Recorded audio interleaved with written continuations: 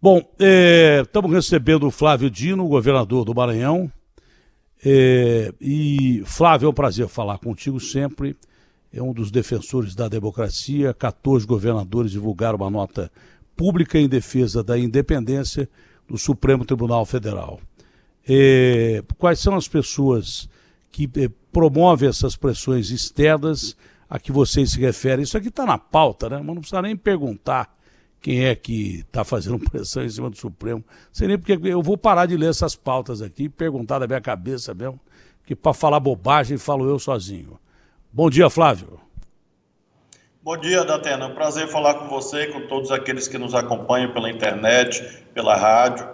É de fato um assunto de muita atualidade, infelizmente, em que nós estamos vendo que há ameaças contra o Supremo, contra os ministros e suas famílias, inclusive. E isto é uma violação de uma garantia de todos os cidadãos e é uma deslealdade. O Poder Judiciário é um poder desarmado. Não existe exército, não existe polícia no Poder Judiciário para proteger a integridade dos magistrados. É um dever, portanto, de toda a sociedade proteger a serenidade com que o julgador deve julgar um processo. E se ele está com a sua família ameaçada, Datena, você viu que uma pessoa que teve prisão decretada colocou no mandado até o nome da esposa do ministro. E isso nunca havia acontecido na história do Brasil. E essas tentativas do próprio presidente da República de agredir verbalmente, que, veja, não é crítica todo mundo pode fazer, mas agressões, ameaças. E por isso essa nota dos governadores visa garantir que, se o Supremo precisar, haverá, sim, condições dos estados colaborarem para que o Supremo continue a funcionar, porque é uma instituição fundamental, segundo a Constituição. Da mesma forma que é pedido, e há vários pedidos de impeachment para o presidente Jair Bolsonaro, não lhe cabe o papel também de pedir impeachment de ministro do Supremo, no seu ponto de vista, que é a pergunta que os bolsonaristas estão fazendo por aí. O momento é absolutamente impróprio, né? Mas é a pergunta que fazem por aí e a pergunta que eu lhe faço, apesar de concordar e, se pudesse, se o governador fosse, assinaria esse manifesto que vocês fizeram tranquilamente em nome da democracia. É esquisito, Datena, porque jamais aconteceu de um ministro do Supremo ser ameaçado de impeachment por uma decisão judicial. Isso não é hipótese de impeachment. Mas o presidente da República pode pedir, não é a isso que eu me refiro. Embora discorde, quero deixar bem claro, mas ele pode pedir. Por mais absurdo que seja, é um direito. Agora, não é disso que eu estou falando. O que eu estou falando, e você e todos aqueles que nos acompanham têm testemunhado, agressões e ameaças que vêm, inclusive, gerando consequências. Residências de ministros do Supremo cercadas, outro dia cercaram o Supremo, queriam tocar fogo no Supremo. Uma espécie de ritual macabro com fogo. Isso tem alguns meses. Então é isto que nós temos que impedir. Imagine um acusado escrever no mandado que sabe o nome da esposa do ministro. Isso funciona como uma senha, inclusive, para atos desvairados. Nós temos pessoas armadas que são insuladas, ou são assuladas, melhor dizendo, por esse tipo de conduta, de insultos, de agressões, de ameaças. Então é isto que nós não podemos permitir. Se o presidente da República quiser fazer lá uma carta e mandar para o Senado, não vai dar em nada, porque não tem base constitucional legal alguma. Mas que ele faça e trate de governar. A inflação está alta, alimento com dificuldade para a população, gás de cozinha, tudo isso que você todos os dias aponta, e o presidente da República não tem uma agenda de trabalho, ele tem uma agenda só de confusão. A única obra que ele inaugurou esse ano foi uma ponte de madeira. Como é que o presidente chega no mês de agosto e não tem obra, não tem ação, não tem nada em canto nenhum do Brasil? As estradas federais no Maranhão estão acabadas, destruídas. Então é preciso colocar o foco naquilo que é o principal. Não, nós não estamos em ano de eleição, não é hora de eleição, é hora de trabalho. O presidente acabou de brigar com o Congresso por causa do voto impresso, perdeu. Aí no dia seguinte ele já inventa outra confusão. Mas aí não é possível isso. É aquela pessoa que vive de encrenca, vive de confusão, e assim é impossível governar. E a consequência está hoje nos jornais da Atena. O dólar voltou a subir, a bolsa caindo, instabilidade política, instabilidade econômica, a economia não cresce, não gera emprego. É esta a situação do país. Confusão política atrapalha a economia, atrapalha a geração de empregos. O presidente da República deve ser o guardião da estabilidade e não o criador de bagunça, de confusão. Eu lembrava que aquele desfile desnecessário lá em Brasília de blindados remetia muito mais por exemplo, países comunistas, não é? País, República Socialista Soviética, a União Soviética, com aqueles mísseis e desfile de blindados. Agora regime totalitário, aquele baixinho da Coreia do Norte que faz a mesma coisa, igualzinho, não é? E obviamente que era uma coisa desnecessária, e falava com o general Santos Cruz, que é um soldado das Forças Armadas, né? Da reserva, mas é um soldado das Forças Armadas, um oficial das Forças Armadas. Eu dizia, essas demonstrações do Bolsonaro são coisas totalitárias, tanto à esquerda como à direita e tal. E ele, que é um cara de direita, o general me aparteou e disse o seguinte, falou, não, Bolsonaro, ele não é de direita, ele está destruindo a direita. Mas pelo jeito ele quer destruir tudo, né? Porque é confusão atrás de confusão. Ou eu estou enganado? Datena, é isso que nós estamos vendo. Quando você procura a agenda de trabalho, você não encontra. É internet o dia todo, cercadinho, e esses atos de demonstração do suposto poder militar. As Forças Armadas são uma instituição nacional, elas não são subalternas a governo A, B ou C, elas não podem ter lado. Eleição decide a política, Forças Armadas não tem nada a ver com isso. E o artigo 142 da Constituição não autoriza de modo algum, é um desvario constitucional dizer que autoriza uma espécie de poder moderador das Forças Armadas. Isso não existe no Brasil. Os poderes são 3, a gente aprende na escola, no ensino fundamental: executivo, legislativo e judiciário. Não existe um poder papel no de Brasil Estado. Forças Armadas. Hã? Forças Armadas têm papel de Estado. De Estado, papel de Estado, exatamente. não de governo. E não de governo. Claro. Seja quem for o presidente militar ou não, não de governo. Usar as Forças Armadas mas quando... na política. Quando o presidente diz que as Forças Armadas estão com ele, há divergências enormes, né? Eu não acredito que os militares estejam fechados com qualquer atividade golpista, mesmo porque a cabeça dos militares é completamente diferente hoje, né? Vê-se isso em alto comando, com raríssimas exceções, e a questão geopolítica hoje é completamente diferente de 64, quando havia uma guerra fria, quando havia a invasão lá da Baía dos Porcos, depois daquela tentativa da União Soviética em colocar mísseis balísticos a 150 quilômetros dos Estados Unidos, armados com ogivas nucleares. Temia-se que, de repente, houvesse o comunismo tomando as Américas. Isso era uma loucura passível de ser acreditada, porque era a Guerra Fria, não é? Se os comunistas ocupassem Cuba, seria uma tragédia para os Estados Unidos. Estava no quintal deles. E aí eles começaram a temer, depois de atacar Cuba na Baía dos Porcos, promover um embargo enorme, não é?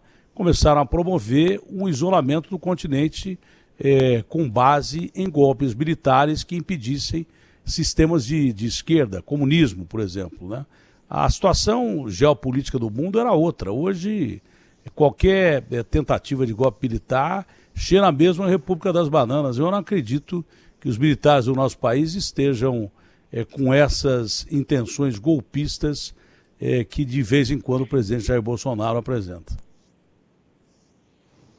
Eu concordo com você, Datena. Eu acho que a maioria não tem essa intenção. Eu me preocupo com essa minoria barulhenta. Ontem mesmo nós vimos um destacado general do governo falando nessa história de poder moderador, que as Forças Armadas podem intervir contra o Supremo, etc. Isso deve ser repudiado muito firmemente, porque ainda que inverossímil, ainda que improvável, como você sublinha, infelizmente vai se tornando possível. Lembremos que Hitler, quando fez o seu primeiro discurso na cervejaria lá em Munique, era tido como um doido, uma figura caricata, e acabou chegando ao poder e matando milhões de pessoas. Então eu não acho que as Forças Armadas vão embarcar em aventuras, mas que tem gente pensando em aventura, tem, e você tem que matar o mal pela raiz, para que não haja esse tipo de retrocesso no Brasil e para que nós tenhamos foco, Datena, no que é o principal. O principal é emprego, é trabalho, é comida para o povo. Esse é o principal. É saúde, é obra, é investimento. E ninguém debate isso no Brasil, porque o presidente da República cada dia cria uma agenda. Eu nem sei qual foi. Ele primeiro começou contra a vacina, depois era amigo do coronavírus, depois inventou o impresso, depois era contra a urna eletrônica, depois volta a urna eletrônica, depois não sei o que, agora inventou esse negócio de Forças Armadas e essa confusão de agora com os ministros do Supremo. Quer dizer, o ano inteiro, e ninguém trabalha nesse governo federal, não é possível isso. Quanto ao Supremo, o senhor vê que o Supremo está fazendo o papel dele e não está extrapolando em momento algum? Somente Deus é infalível. O Supremo pode errar daqui e dacolá. Agora, como é que se corrige erro do Supremo? Mediante o debate no Poder Judiciário, com advogados, com recursos. Você vai dar tiro no Supremo? Você vai dar tiro no Congresso? Não, a democracia exige que os poderes funcionem livremente, com seus acertos e erros. Isso vale para o Executivo, para o Legislativo e para o Judiciário. O que não pode é ter ameaça. Isso é coisa de miliciano, isso é coisa de bandido, é coisa de criminoso. Então, nós não podemos aceitar isso. Agora, se o Supremo errou em tal ou qual decisão, eu particularmente não vi. Eu sou professor de Direito Constitucional há 27 anos, fui juiz federal 12 anos. Então, com 30 anos de atuação profissional, eu não vi recentemente alguma decisão do Supremo que pudesse ser vista como ensejadora de resignação. Mas, enfim, se a pessoa está achando que está sendo prejudicado, recorra ao plenário do Supremo. Agora, ameaçar, cercar, invadir, agredir moralmente, agredir a família, agredir como o ministro Barroso tem sido agredido, o ministro Alexandre de Moraes tem sido agredido, isso é inaceitável. Isso é uma tentativa de intimidação. E todos os juristas do Brasil e todos os políticos, os cidadãos, têm que proteger o judiciário como patrimônio da nossa nação. O Brasil não pode, Datena, ser visto no mundo como um país desmoralizado. É defender o Brasil, é ser patriota, defender a democracia e a Constituição. Uma nação que o cara sentava para tomar uma cerveja, custava, vamos supor, R$5. Quando ele levantava da mesa, 6 horas da tarde, já custava R$50. Mais ou menos assim. Uma nação que não tinha emprego, uma nação que foi humilhada, uma nação que morria de fome, uma nação que estava prestes a ser manipulada, totalmente manipulada por uma inflação que perdeu o controle, uma nação que foi realmente relegada a um plano terrível e qualquer nação que é relegada à fome, a situações de falta de emprego, a situação de falta de esperança, não é? Lembrando bem o filósofo, esperança é sonhar acordado. Quando você perde a esperança, você é facilmente manipulado. Que nação é essa? É o Brasil que nós estamos falando? Não, nós estamos falando da República de Weimar, daquele discurso da cervejaria que o senhor lembrou, em que havia um plano de assassinar o Hitler ali mesmo e não deu certo. E essa nação que foi massacrada pelos aliados, né? Num acordo num vagão de trem em Weimar, essa nação foi facilmente levada a cometer crimes absurdos contra a humanidade, contra os judeus, contra negros, contra pessoas com necessidades especiais. Bastou que um maluco aparecesse e colocasse fogo no barril que estava prestes a explodir, porque o povo não aguentava mais. A história ensina, e é bom a gente aprender com a história para não cometer os mesmos erros do passado. Não é? É muito bom que a gente entenda como é que os regimes fascistas, canalhas, totalitários, de direita, de esquerda, de centro, porque o Stalin também matou 50 milhões de pessoas, o Mao Tse Tung mais 70, de fome, exportando tudo que ele tinha para fazer armas. Tudo que é totalitário, fascista e contra o povo e que massacra o povo deve ser rechaçado e combatido até a morte, porque quem não combate totalitários acaba morrendo governado por eles. Só existe um caminho para o Brasil, que é a democracia. Só existe um caminho para o Brasil, que é as urnas. Outro caminho não há. E não pensem que o povo brasileiro é covarde, porque não é. É que a gente não lê a nossa história porque as elites não permitiram que a maioria do povo brasileiro tivesse acesso à nossa história. A nossa história também teve sangue, suor e lágrimas e muita gente morreu para a gente chegar no processo democrático que nós vivemos hoje. Espero que assim fique. Mudando da água para o vinho, sem querer ser Jesus Cristo mesmo, porque eu não teria a mínima capacidade disso, mas, governador, aqui em São Paulo se anuncia uma flexibilização total, né?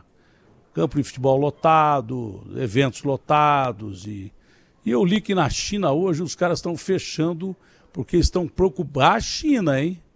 Estão preocupados com a variante Delta.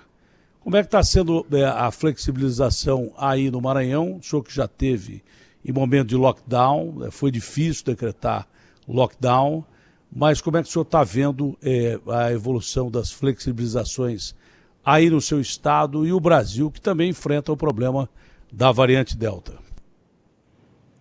Nós temos hoje, Datena, no Maranhão, patamares bem baixos de incidência e de letalidade. Então, nós estamos num momento de mínima restrição. Há restrições, por exemplo, para grandes eventos, como shows, por exemplo. Nós estamos examinando todos os dias, agora mesmo em seguida aqui a essa conversa com você, vou fazer reunião com a equipe da saúde, analisando os indicadores. Nós não temos ainda um cenário, no que se refere ao nosso estado, de incidência dessas variantes que escapem da vacinação.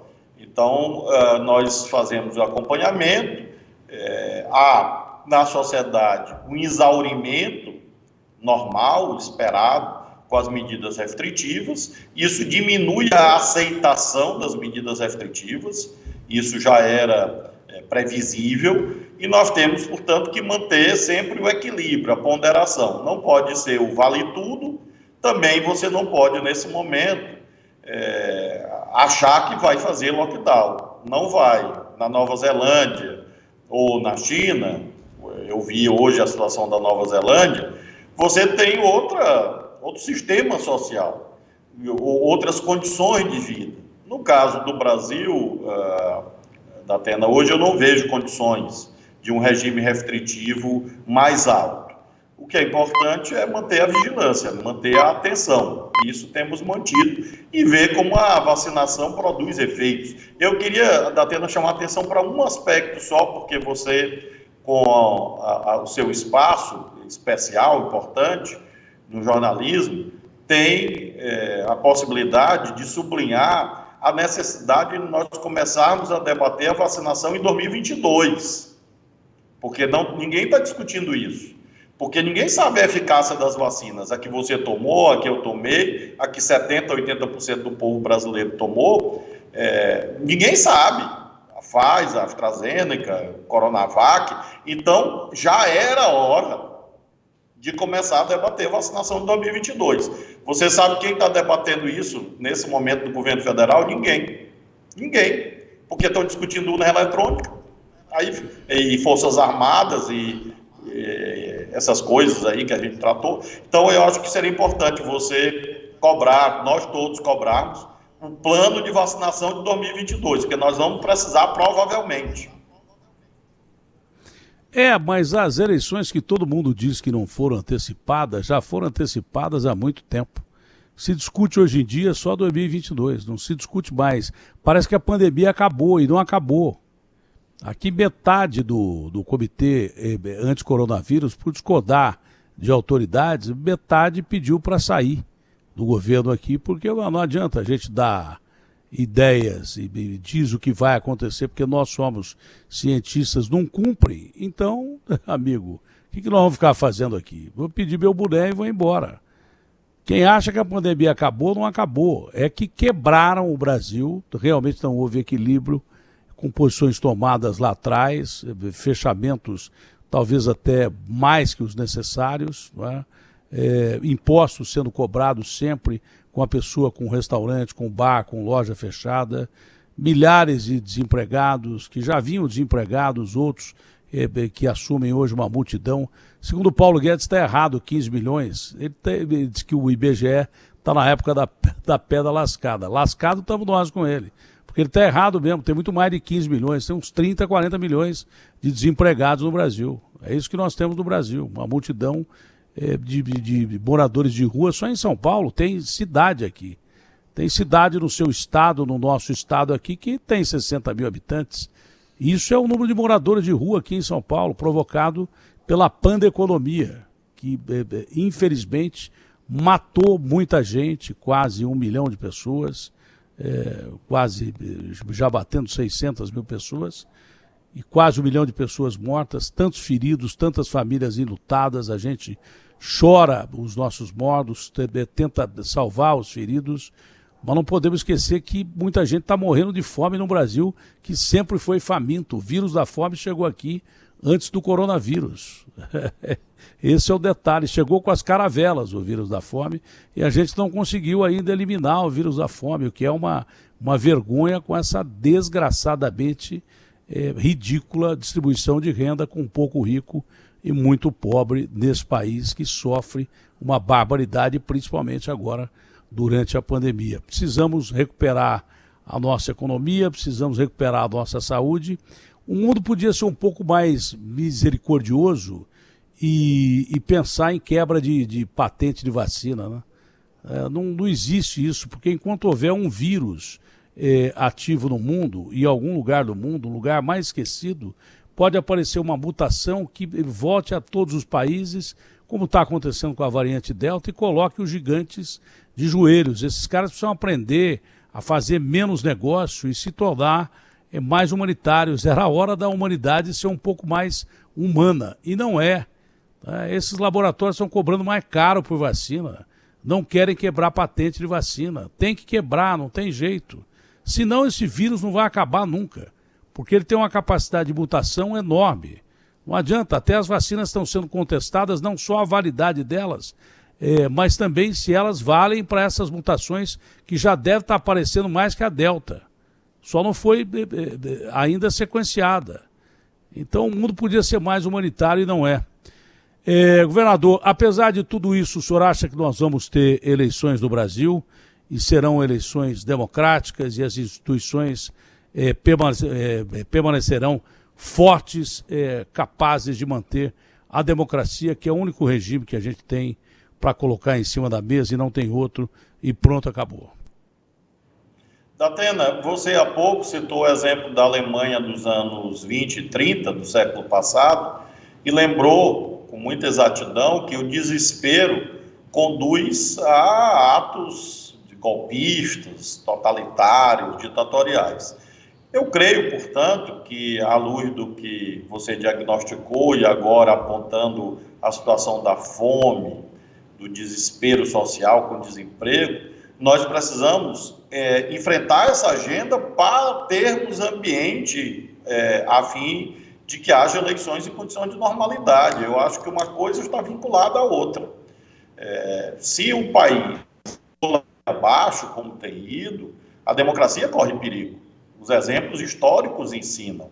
Então, nós precisamos intensificar os esforços na real agenda nacional da vacina, da saúde, da comida. Aqui eu botei jantar nos restaurantes populares, estou ampliando o restaurante popular, já distribuí quase 600 mil cestas básicas, toneladas e toneladas, 600 mil cestas básicas, eu estou falando de aproximadamente 4 milhões de toneladas de alimentos, né? Porque São 7 quilos, né? 7 quilos, 4 milhões de quilos, né? de alimentos. Então, nós precisamos intensificar esses programas de segurança alimentar em todo o país, garantir que haja combate à destruição das empresas em todos os setores, com crédito real nesses setores que você mencionou, para que nós tenhamos ambiente de viver as eleições do ano que vem. Eu espero que sim, que haja a permanência da vida democrática no país, e o povo é o guardião da democracia. Agora ele tem que se sentir respeitado pelos políticos, pelos governantes, e essa agenda federal é totalmente errada. Então temos que corrigir a agenda e proteger as instituições. O Brasil, Datena, já viveu o militarismo. Você lembra, quando o regime militar acabou em 84, 85, o Brasil vivia uma hiperinflação. O Brasil devia bilhões e bilhões ao FMI. Então, nós já vimos que esse não é um caminho gerencial para o Brasil, não é um caminho de gestão para o Brasil. Basta lembrar que nós vivemos inflação, você citou a hiperinflação, no caso da Alemanha. No caso brasileiro, ela começa em 79 e ela vai até o plano real. Nós vivemos uma década e meia, quando eu comecei a trabalhar, em 1980, quando eu fiz meu primeiro concurso, em 1989, era comum, a inflação era 80%, quase, ao mês. Era comum, O cara está acostumado com isso, né? Isso. E aí você precisa, portanto, evitar essas condições que vieram dessa ideia de que um governo militar vai salvar o Brasil. Mas como que não salvou antes? Então, nós temos problemas gravíssimos e temos que enfrentá-los aqui e agora, para chegar em 2022 e termos eleição normais, como sempre tivemos depois da Constituição, e o resultado seja respeitado, qualquer que seja ele. Vereador, um prazer imenso, uma ótima semana ao senhor, aos nossos queridos amigos do Maranhão. Foi um prazer enorme falar com o senhor mais uma vez, é sempre um bom papo. É sempre uma conversa que o povo entende, e é isso mesmo que tem que acontecer. A gente tem que falar coisas que o povo entenda, porque de economês para enganar o povo que não tem o que comer, já chega, não dá mais. Abraço grande ao senhor, tenha um bom dia, fique com Deus e boa sorte. Amém. Obrigado, Datena, e um abraço a todos os ouvintes e todos que nos acompanharam. Até breve. Até breve, prazerão falar com o senhor.